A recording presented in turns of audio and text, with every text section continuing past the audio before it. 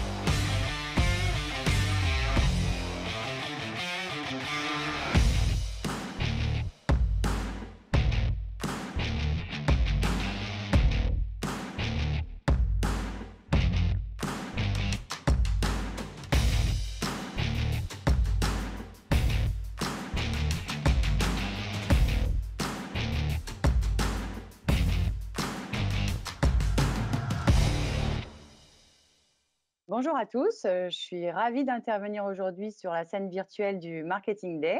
Je suis Bérangère Glohagen, directrice marketing d'Adobe pour la région Europe du Sud sur les solutions e-commerce et marketing automation. Et j'ai le plaisir de partager la scène aujourd'hui avec Jonathan Ribas, qui est CTO de Zadig et Voltaire et qui est aussi un client certifié de notre solution e-commerce Magento. Alors bonjour Jonathan.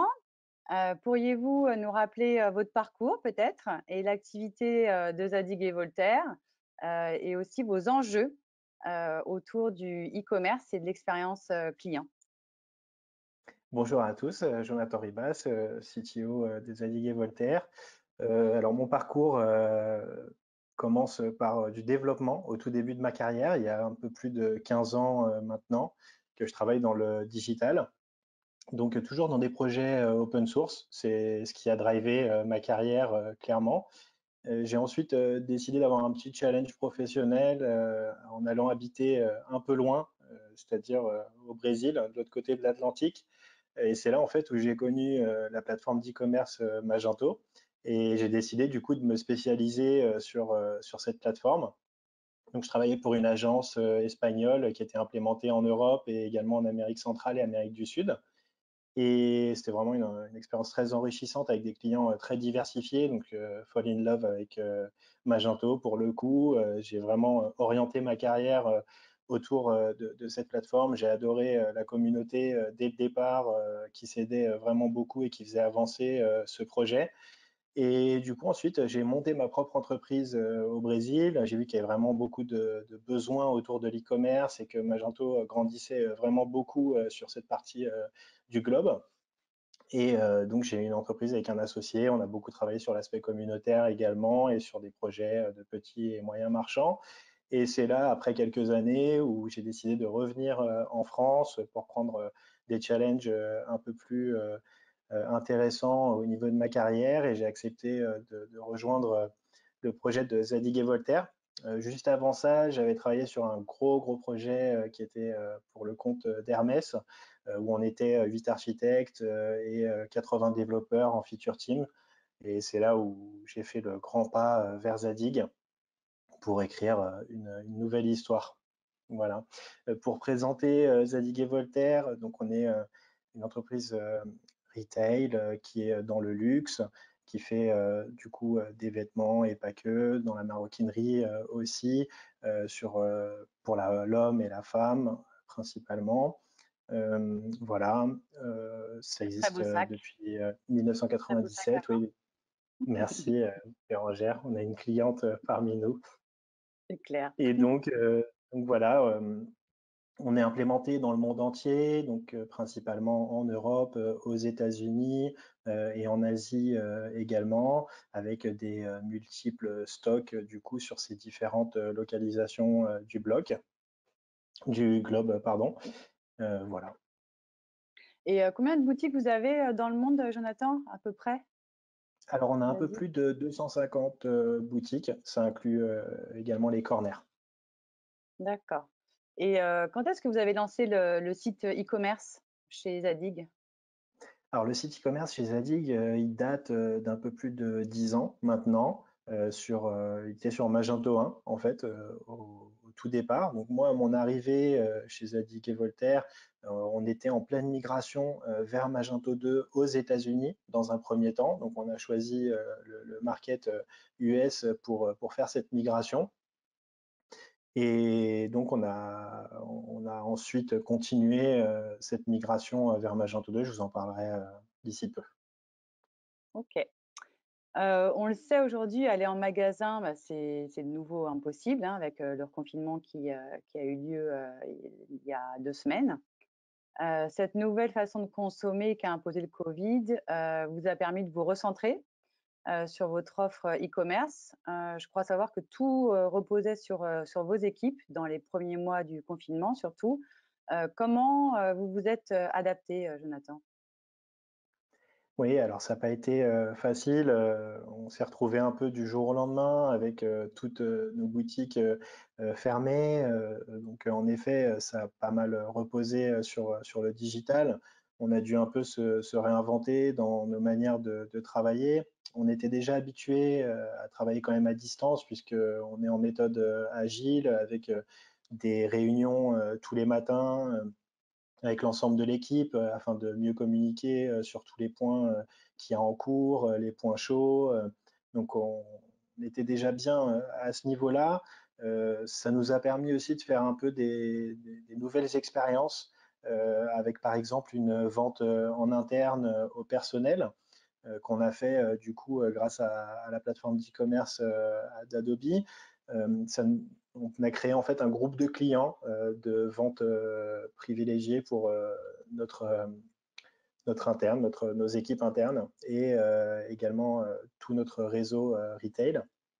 On a travaillé avec des groupes tier price. C'est une fonctionnalité qui existe dans la plateforme d'e-commerce Magento où on associe des emails à ce groupe et ils peuvent du coup bénéficier d'un catalogue à des prix qu'on le souhaite avec des réductions par exemple ou alors des produits complètement différents qu'on a sur notre site pour nos clients finaux. Voilà. Donc, ce qui fait que si je m'identifie en tant que cliente privilégiée, je ne vais pas avoir le même catalogue et les mêmes prix qu'un autre client lambda. C'est ça? C'est ça, exactement. C'est ce qu'on a mis en place pendant le confinement. Et là, suite à notre reconfinement, on a mis en place une nouvelle fonctionnalité, on va dire, si on peut dire ça comme ça, c'est-à-dire créer des looks à distance. Donc, en fait, nos clients peuvent appeler leur magasin pour avoir des conseils personnalisés avec un personal stylist, découvrir la collection et composer son look, un paiement à distance en toute sécurité et la livraison à domicile ou à l'adresse de son choix. Voilà, donc on peut prendre rendez-vous directement avec nos boutiques de cette façon-là. Ouais, c'est un super service client, une belle valeur ajoutée dans votre offre, c'est sûr. Je Merci. crois que Zadig prévoit, non, c'est vraiment bien. Zadig prévoit de renforcer ses capacités, je crois, de commerce électronique. Vous avez des objectifs très ambitieux de croissance. C'est dans ce cadre-là, Jonathan, il y a un peu plus de 2 ans que vous avez été recruté. Quels ont été vos premiers chantiers lors de votre prise de poste? Vous parliez, tout à l'heure de la migration, Magento, mais, quelles sont les 1res, étapes, les premiers chantiers que vous avez mis en place à votre arrivée chez Zadig? Oui, alors à mon arrivée, on était du coup en pleine migration vers Magento 2 pour notre market US, comme je le disais tout à l'heure. Donc déjà, on a finalisé cette migration. Ensuite, on a eu une petite période, bien entendu, de stabilisation de la plateforme. On en avait profité en fait aussi pour revoir toute notre intégration entre Magento et notre entrepôt aux États-Unis, en recentralisant tous ces flux au sein de notre SI. L'idée, en fait, c'était de vraiment remettre chaque plateforme avec un rôle précis. Donc, Magento pour vraiment prendre de la commande et ensuite une brique middleware qui s'occupe de récupérer toutes nos commandes clients et les envoyer à notre entrepôt. L'idée étant de maximiser le temps et gagner du temps et livrer au plus vite nos clients. Voilà. Ensuite, en parallèle, en fait, je travaillais déjà sur la refonte de l'architecture plus au global, au niveau digital.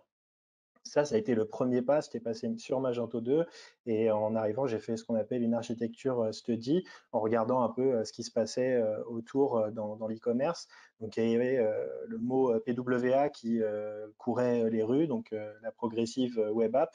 Donc moi, j'en avais déjà fait avant par le passé en travaillant en mode headless.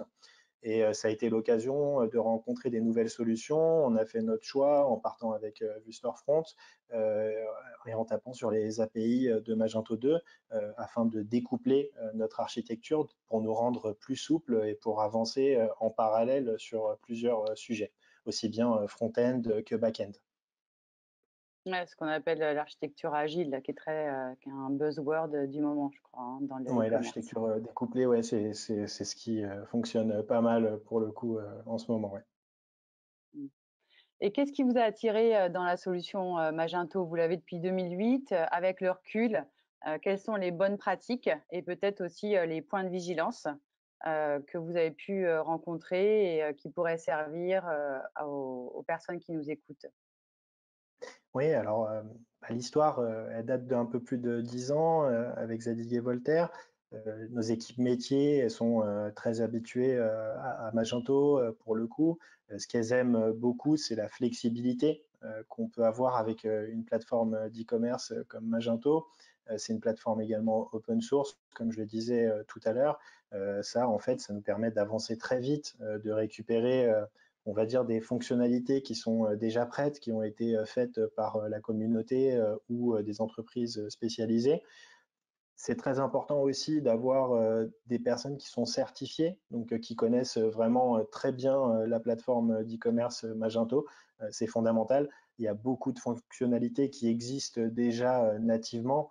L'idée, c'est de se rapprocher au plus du natif. Bien entendu, la force de Magento, c'est d'avoir toute cette partie customisable qui nous permet d'adapter à nos besoins Magento. Mmh. Et comment, la solution vous aide à créer un parcours d'achat, fluide et une expérience, omnicanal? Quelles sont les fonctionnalités peut-être, spécifiques à la plateforme qui vous aident là-dessus? Alors, ce qui est très intéressant avec Magento, c'est le fait d'avoir bien entendu plusieurs stores localisés pour le coup. Donc, ça nous permet en fait d'aller très vite dans le déploiement de nouvelles boutiques. On, avec des language packs qui sont déjà disponibles dans Magento. Ensuite, pour la partie paiement, on est bien plugué et également localisable. Donc, on peut avoir des méthodes de paiement spécifiques, par exemple à la Belgique en utilisant Bancontact ou alors au Portugal avec Multibanco. Donc, la force de Magento, elle est vraiment là. Elle nous permet d'aller plus vite, de déployer plus vite avec un checklist qu'on a de notre côté pour voir si ce pays il n'a pas besoin de customisation supplémentaire. S'il en a besoin, on les traite en mode agile. Et donc voilà, c'est vraiment la grosse force. Ensuite, sur la partie omnichannel, on est accompagné également pour offrir des services de ship from store. Donc en fait, c'est la livraison de nos produits depuis nos magasins. Donc ça, c'est totalement transparent en fait pour nos clients finaux. Ils ne savent pas que ça part de nos boutiques ou alors de notre entrepôt. On a ce service-là, on a également la e-réservation et récemment, on a mis en place, juste avant d'être reconfiné, la possibilité de passer une commande en magasin depuis notre stock web. Donc, pour faire une extension de gamme, par exemple, il manque une taille ou alors une couleur en boutique, on peut aller sur notre stock web pour faire cet achat directement en magasin et être livré à l'adresse de son choix. Ouais, c'est super ça. C'est un avantage client non négligeable. Et je vous parle en tant que cliente fidèle Zadig. Dernière question, Jonathan. Du coup, quelles sont vos prochaines étapes et quels sont vos prochains peut-être chantiers 2021? Ok, alors juste avant ça, si possible, je peux vous partager quelques chiffres de notre migration vers Magento 2 et vers la progressive web app. Du coup, en comparant à l'année dernière, on a un taux de conversion qui a augmenté de 72% sur le mobile. On a également 115% de plus de visites sur nos pages sur notre site. On a également réduit le temps de chargement de notre site de 22%. Au niveau SEO, on a gagné 31% de trafic en plus comparé à l'année dernière également. Nos utilisateurs actifs sur mobile ont aussi augmenté de 67% et on a réduit notre taux de rebond de 62%. Donc, on est vraiment très content de ces chiffres et ça aurait été impossible sans Vistorefront et Magento pour le coup. C'est des chiffres impressionnants, hein. Merci de nous les avoir partagés, Jonathan. Je vous en prie. Oui, du coup, Et du coup, les prochains chantiers, peut-être 2021, les prochaines étapes. Ouais, les prochains chantiers, l'idée vraiment toujours, c'est d'améliorer notre expérience client. Donc, on essaye de se rapprocher au plus de clients finaux avec des tests, en fait, avec des vrais utilisateurs. On travaille avec Testapic qui nous accompagne là-dessus et c'est très intéressant vraiment de pouvoir voir notre site avec les yeux de potentiels clients Zadig et Voltaire. Ça nous met clairement les choses en face. On utilise aussi Hotjar qui nous permet de voir les comportements de nos utilisateurs, bien entendu sans voir les données personnelles de nos clients, hein. C'est très important avec la RGPD actuellement qui est un sujet très chaud. Et donc, l'idée vraiment, c'est d'améliorer tout ce parcours client depuis le moment qu'il rentre dans le site jusqu'au moment où il va convertir. Donc ça, c'est notre chantier en continu. En fait, le digital s'arrête jamais, ça n'arrête pas d'évoluer. Et donc, on a toujours plein d'idées à mettre en place et la méthode agile, pour le coup, nous aide beaucoup là-dessus. Donc, nos gros chantiers sont autour de l'omnicanal, également un nouveau design qu'on souhaiterait mettre en place sur notre site. Voilà, c'est les deux gros chantiers, on va dire, pour notre roadmap 2021. Bon, plein de beaux projets en perspective et toujours en tenant compte de l'expérience client, c'est super. Du coup, Jonathan, comment vous travaillez avec les différentes équipes internes dans le but commun d'améliorer l'expérience client en ligne? Alors, je peux vous présenter peut-être un peu notre équipe digitale qui se compose de 25 personnes. On a du coup un pôle e-commerce dans cette équipe, ainsi qu'un pôle marketplace, et également toute une partie e-marketing qui inclut aussi bien toutes les pubs payantes, Google, Facebook, etc. Et la partie SEO qui est très important pour notre trafic organique. On a également un creative studio en interne et une équipe qui s'occupe de toute la partie CRM ainsi que les communications via newsletter et aussi une product owner globale et également une product owner sur toute la partie omnichannel. Donc tous ces métiers, ils travaillent ensemble en méthode agile. L'idée, c'est vraiment de communiquer au jour le jour, comme je le disais tout à l'heure, avec un daily meeting et aussi les autres cérémonies agiles où le métier nous présente ses besoins et où ensuite on les transcrit sous forme de user story pour les agences avec qui on travaille. Ouais, on sent qu'il y a une grosse convergence en interne dans le but de satisfaire le client et d'améliorer l'expérience en ligne. C'est assez rare pour être souligné, c'est chouette. Et Jonathan, peut-être dernière question, est-ce que vous avez fait des tests, des expérimentations récemment qui ont plus ou moins bien marché et que vous aimeriez nous partager? Oui, alors récemment, on a commencé à faire des tests AB. L'idée, bah, c'est de proposer deux versions de certaines fonctionnalités, ou par exemple de banner ou de call to action, ou alors un menu de navigation différent. C'est des types de choses qui nous permettent de voir comment l'utilisateur se comporte, et puis ensuite choisir la version qui a le plus performé. Ok. Bah, merci beaucoup. Je pense qu'on a fait le tour. Merci de votre attention. Jonathan et moi, on se tient à votre disposition dans le chat pour répondre à toutes vos questions. Et puis sinon, on vous souhaite une excellente journée. À très bientôt en ligne. Au revoir. Merci bien, merci beaucoup, à bientôt.